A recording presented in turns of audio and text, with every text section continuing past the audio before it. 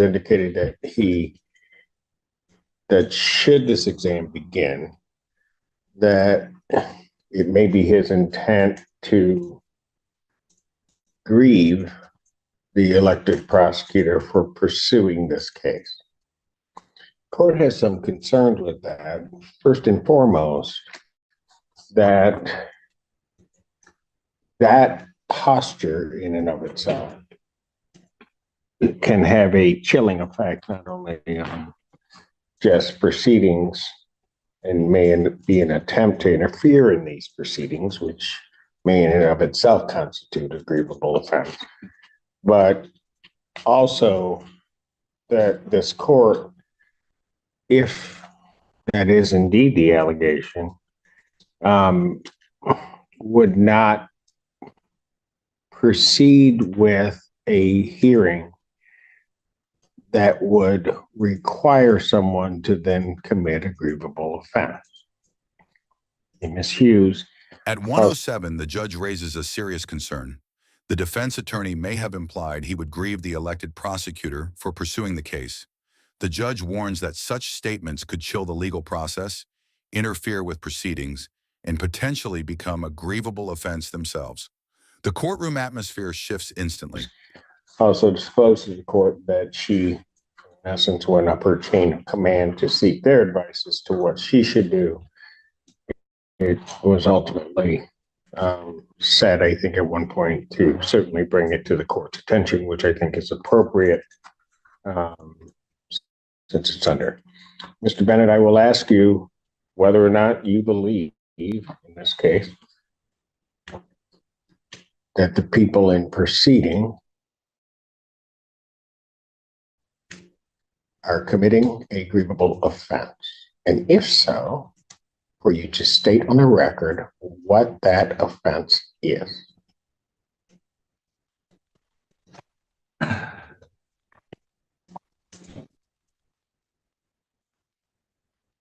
My concern. I'm not asking for your concern. I'm asking for you have made an accusation that know what? I don't believe that they're committing a grievable offense. Do you believe that in starting this exam that they would be committing a grievable offense? No. Was that said to the prosecutor? That was said, I don't believe it was said in the manner that was described at the bench, but certainly. Then tell me how it was said. There were At two. 301, the judge presses the defense attorney directly. Does he believe the prosecution is committing a grievable offense? His answer changes. He retreats, saying no, yet admits he previously suggested that continuing the hearing might become one. The inconsistency raises the judge's suspicion about his true intent. There were two things. One, at the bench, do you want me to ignore the one you didn't disclose? Tell me how it was said. What I said is that I believe that if the state were to go forward, that it would be grievable because I believe that the prosecutor is not following through on their ethical obligations under the Michigan Rules of Professional Conduct. Which ethical obligation are they not following for? The two that I am concerned about are, one is determining what the actual facts are, and the two is prosecuting somebody who may in fact be actually innocent. What I did was I had offered Ms. Hughes, if she felt that it was appropriate, if she wanted to discuss the recanted note with the alleged victim, I said, why don't we could just adjourn this out and you can talk to her and decide how to go forward. So my only concern is that they didn't make contact with the alleged victim, who now has a different story, but I no longer believe that's a problem.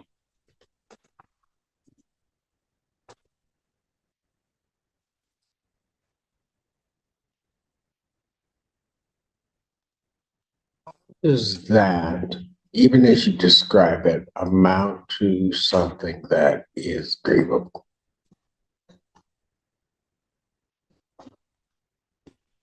It doesn't.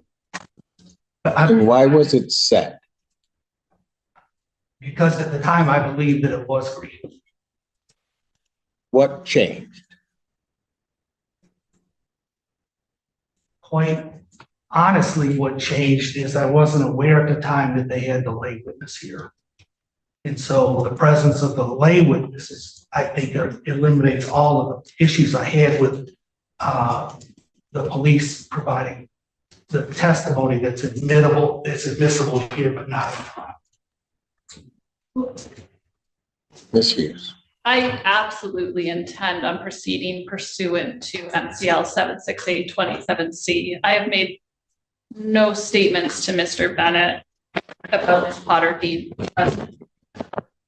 I don't think it is. By 6:02, the attorney claims his concerns vanished only after learning a lay witness was present.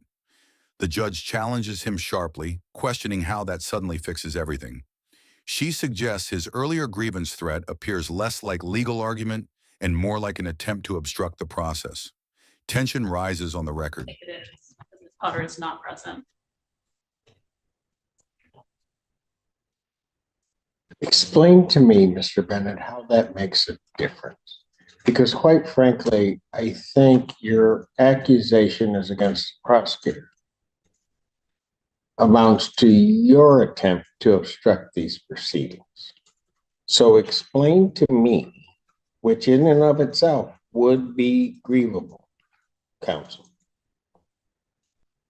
So explain to me what happened now that you know that they're there, how that changed the whole mindset. The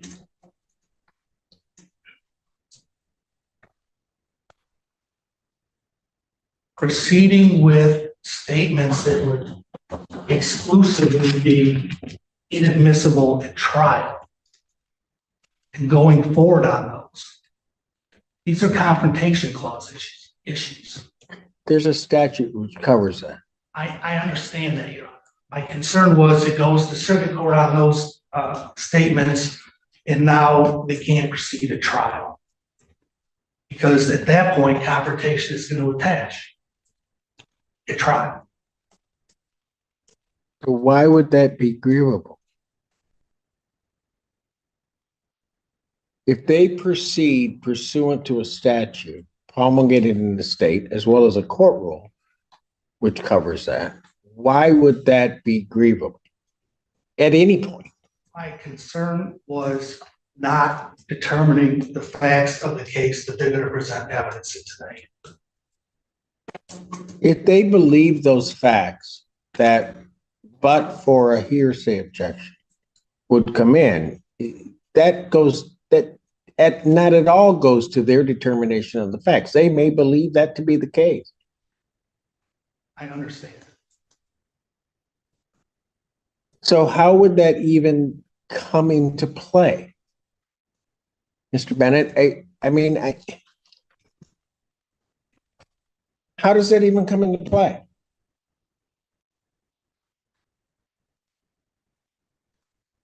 I explained what my position is. I don't know what else to say. Okay, let me just say this. I don't care if somebody's on the defense. I don't care if somebody's on the... At 9 o'clock, the judge delivers a firm warning. No one, prosecutor or defense, will be intimidated in her courtroom. She calls the attorney's conduct inexcusable and sanctionable, accusing him of making false threats to someone's livelihood. She then tells him plainly he is on thin ice, and even his license may be at risk. On the prosecution side, it doesn't matter to me, especially between counts. No one is ever going to come into this courtroom and be intimidated in some way by some threat to their profession, particularly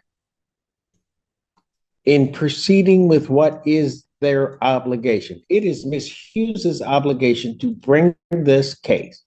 It is your obligation to defend your client.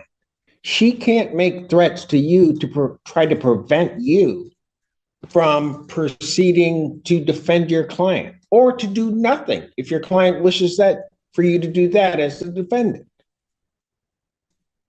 This behavior, Mr. Bennett, is inexcusable in this court's mind. Absolutely inexcusable. And quite frankly, sanctionable. Because you can't try to make somebody not do something by, quite frankly, as I'm listening to your explanation, are just absolutely unequivocally false threats to their livelihood. I don't believe that's what I was doing. What do you think you were doing? Trying to bring to Ms. Hughes' attention an issue that may or may not exist. She interpreted it as a threat, which I understand. I'm going to grieve your boss and you I did not. if you start this exam. She's supposed to take that as something that should be brought to her attention as opposed to a threat? We continued our discussion a second time where I was explaining where I was coming from. I did not say what I said in a very artful way. So You threatened a grievance for her proceeding. Am I wrong in that? I didn't consider that I threatened it. I was trying to bring an issue forward. She took this threat. She took it as a threat. What was she supposed to take it as?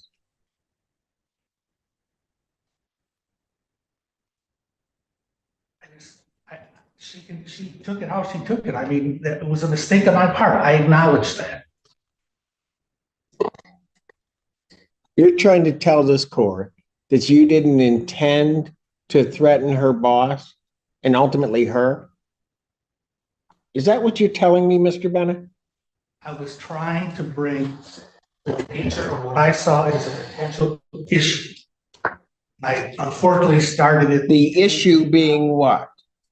Their use of evidence pursuant to the court rule, which is why we have these hearings, why you have the ability to object, and then this court would have to rule.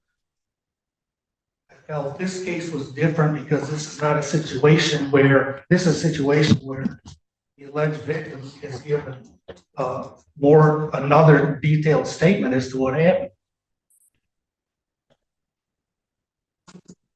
And so what makes that different?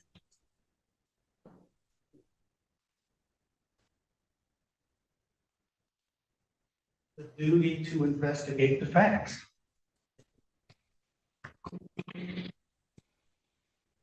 How do you know they haven't?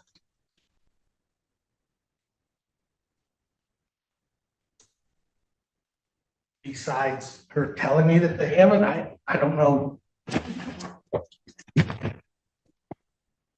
don't know who the per is, but I've never told him the information. I've never told him about the many contacts that she's had with my office. I've never told him about, he's put on the record that she's been appearing at the hearings.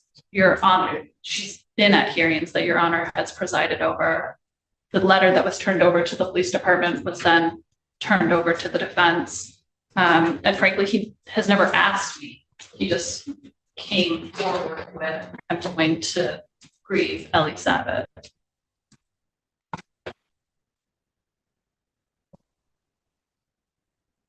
Mr. Bennett, I am very concerned. What was your intent on saying that? I intend in this. You know, I'm going to stop you right now because I'm going to tell you something. You need to be real careful because I may have to consider grieving you. I understand that, Your Honor. And I don't think you want that. I certainly don't want that. So what I'm going to do is I'm going to take another about 10-minute break. And I'm going to come out and ask for your explanation before I decide on anything that I would do. But I will let you know, Mr. Bennett, with regard to what I've heard of the conduct here, you are walking on real thin ice. not just with me, but with your ticket to practice. Court's in recess. All rise. Back on the record, in the case of the people, state of Michigan versus Whitley, counsel is present as well as the defendant. Is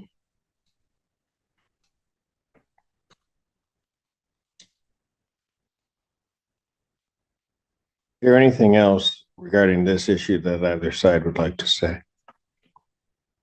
Your Honor, I'm going to self-report the violation under Michigan Rule of Professional Conduct, 8.3 subsection A. I agree that I gave the inappropriate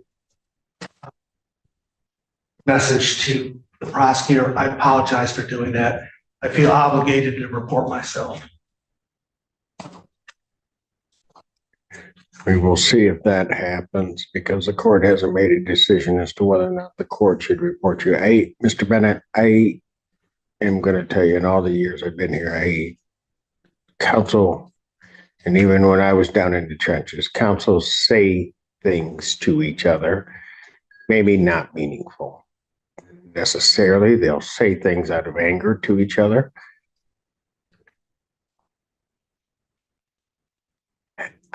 I don't know why you would even think it would